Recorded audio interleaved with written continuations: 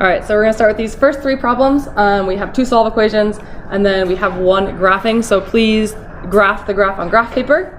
And when you are finished with these three problems, if you have not already completed them, then we will continue on with the video. So pause the video now and solve these three problems. All right, let's take a look. So using what you did from the first problem, we're gonna do this first polynomial inequality. So we have x cubed minus 3x squared is less than 0. And if you take a look at this inequality, we can see that it's basically the same thing as what problem number 1 was, right? So we're going to take what we already did in the solving equation for x cubed minus 3x squared is equal to 0, and we're going to figure out how do we use that to solve this polynomial inequality. Okay, so there's a couple strategies that we're going to be working with. One, my favorite one, is graphing, because we know a lot about polynomials. We know how to graph them, we know about their end behavior, we know about multiplicity and what that does to the graph. We know that the values that are above the x-axis are when f of x is positive. We know that the values that are below the x-axis are when f of x is negative. That's really helpful for solving polynomial inequalities. Okay. Second method is test points.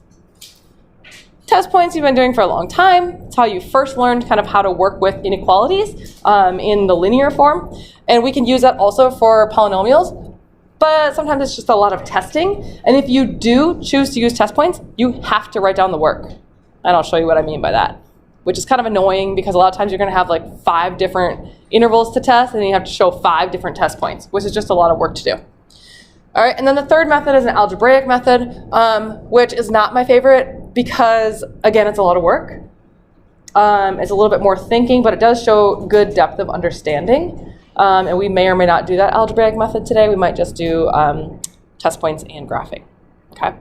All right, so let's first start with test points and see what that means for this problem. So we already solved this problem. We got x equals 0 or x equals 3. Okay.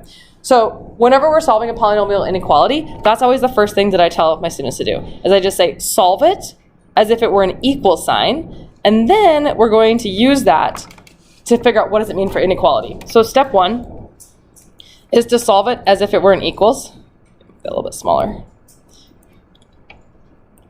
Oh, come on. Okay. So solve equal to 0 to find what I call the critical values. These critical values are also our boundaries. Okay, so we did that. We got 0 and we have 3. After we do that, what we're going to do is we're going to take these and we're going to place the values that we found, the critical values, on a number line. Okay, so we're going to go ahead and place them on a number line. So here I'm going to draw a number line. I'm going to leave myself a little bit of space because I am going to use this for the graphing method as well. So I have 0, that's less than 3, so here's my 0, and here I have my 3. So now with these two critical values, I put them on the number line. I want to decide if I'm going to make them open or if I'm going to make them closed. So I'm going to look at my inequality symbol. An inequality symbol is simply less than. So if I have an inequality symbol of simply less than, I will make my circles open. So it's not equals, so open. So I have an open circle there on 0. I have an open circle there on 3. All right, so I decided my open or closed, and then I'm going to go into the test points. So the test point method here, I am going to test the 3 regions. So now I can see that I have 3 regions. So I'm going to call this step 3A is test points. Okay. Test points in each region. So I pick a number that's less than 0. Good number that's less than 0. Easy one to calculate, -1. So I'm going to put down here, put a -1 right there, and I'm going to say I'm going to test, and then x equals -1. So for x equals -1, I have -1 cubed minus 3 times -1, and then is that less than 0? put a little question mark because I don't know yet. Negative 1 cubed is negative 1, minus 3 times negative 1 is positive 3. So negative 1 plus positive 3 is 2 is less than, I did that wrong. I forgot my squared, negative 1 squared there. All right, so negative 1 cubed minus 3 times negative 1 squared is going to be negative 1 minus 3, so negative 4 is less than 0. That works. So since that one works, then I'm going to shade that region. And then I have to go through and I have to test the other two regions. I'm not going to show all the work for testing the other two regions. So you can do that on your own, and then we'll run through them. So middle region, between 0 and 3, does it work? Yes. Oh, interesting. 2 regions work right in a row. Greater than 3, does it work? No.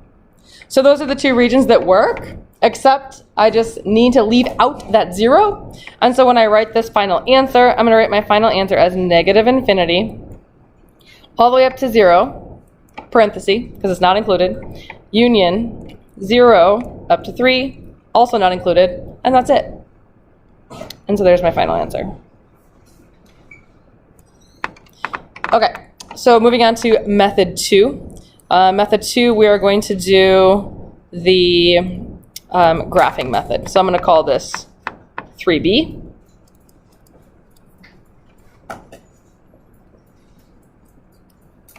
Graphing method.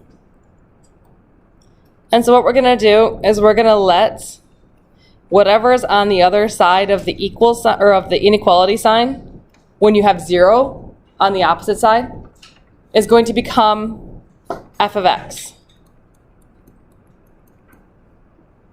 So I'm going to let f of x equal whatever that piece is. Sometimes the inequality is not going to already have a 0 on one side, so you're going to want to manipulate the inequality first to have 0 on one side, and then you're going to identify what you want for your f of x. So in this case, I already have 0 on the one side, so this quantity right here is going to be my f of x. So in my problem here, f of x is going to equal x cubed minus 3x squared. So here with this polynomial, I know a lot of information about the graph of it. I know about my end behavior. For the end behavior, we have to look at 2 things, leading coefficient and degree. Leading coefficient, we look at whether it's positive or negative.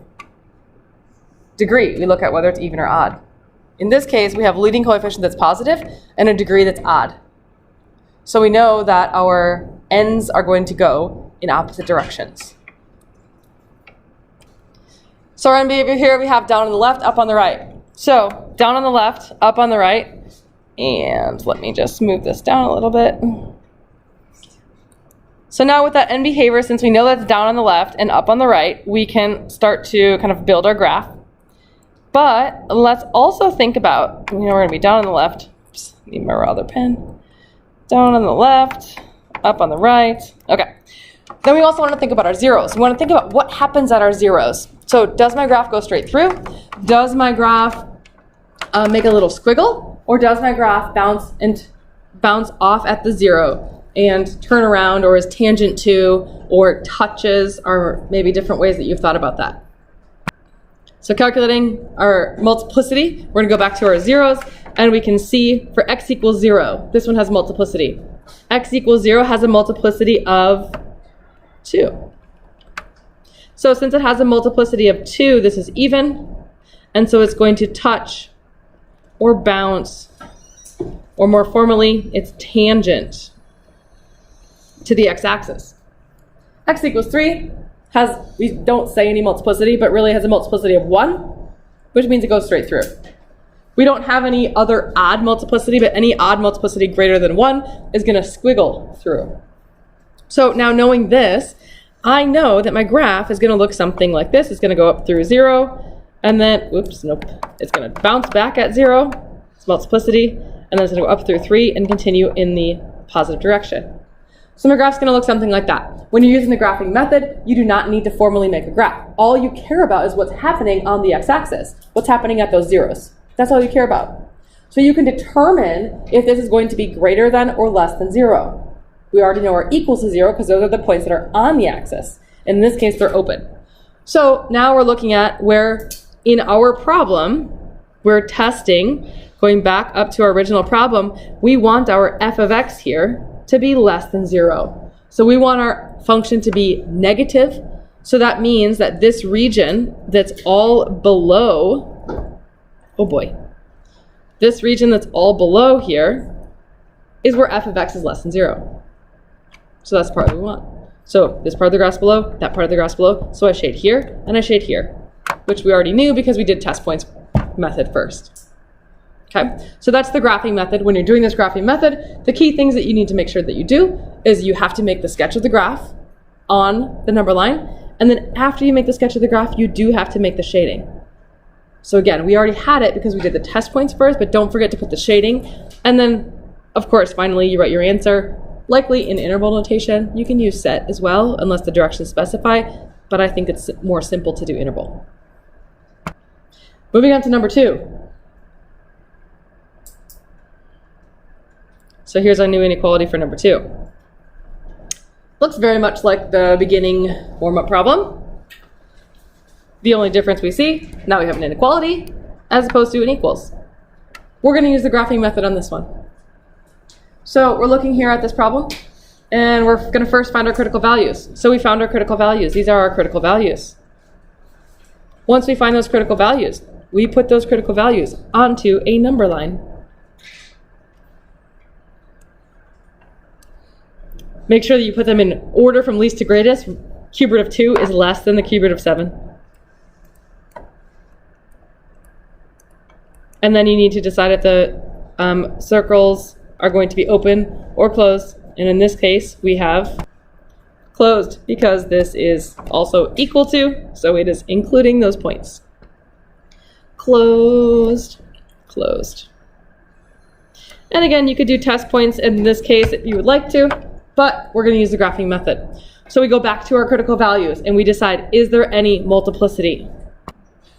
All right, so we have no multiplicity, or multiplicity of 1 for each of these.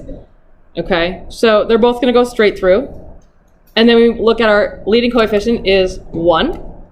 And we're kind of thinking, let our f of x for our graph is going to equal x to the 6 minus 9x cubed plus 14. So our leading coefficient is 1. The degree is even, so both ends go up. So we're coming from the top through, we don't care what happens, and then we're ending at the top. And so now we're trying to figure out, again, this is our f of x right here. So where is that greater than or equal to 0? So we want above the number line. So above the number line, we have this part right here. So that means we're going to shade this. And we have this part right here, so we shade this. So our final answer then, we're going to go from negative infinity up to the cube root of 2 inclusive, so bracket, union, the cube root of 7 to infinity, parenthesis.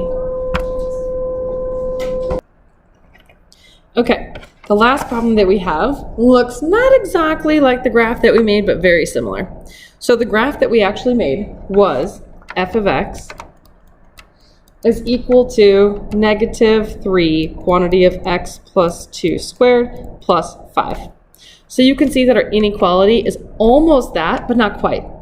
So in order to solve the inequality, the first thing that I would do is I would move the negative 5 over, so I have 0 on one side. So I would end up with negative 3 quantity of x plus 2 squared plus 5 is less than 0. So now here, I am kind of in that same situation. So I'm going to say, well, let's let this be my f of x. And that's exactly what I graphed in the warm-up problems. So using the graphing method here, I do have an accurate graph, which is good. But what I would need to find is I would still need to find my critical values. So I need to find what these zeros are right here and what the 0 is right here. We know that those zeros are going to be open circles because our inequality symbol does not include equal to. So we want to go ahead now and we want to find the zeros. So if I just take my inequality and I find the zeros, I can subtract the 5 and divide by the 3. So then I end up with x plus 2 quantity squared is equal to 5/3. Remember, I'm changing it to an equal sign so that I can find the critical values. And then I'm going to take the square root. So I get x plus 2 is equal to, don't forget, plus or minus the square root of 5/3.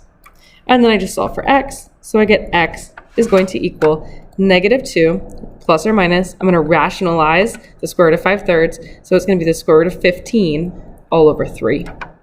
And those are my two zeros.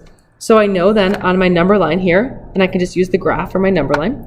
So on the left, I have -2 minus the square root of 15 all over 3. On the right, I have -2 plus the square root of 15 all over 3. And then again, I'm going to look at my function. Well, based on what I have here, I'm going to look for when my f of x, so when my graph is less than 0. So f of x is less than 0 down at the bottom. F of x is less than 0. The top of the graph is where f of x is greater than 0.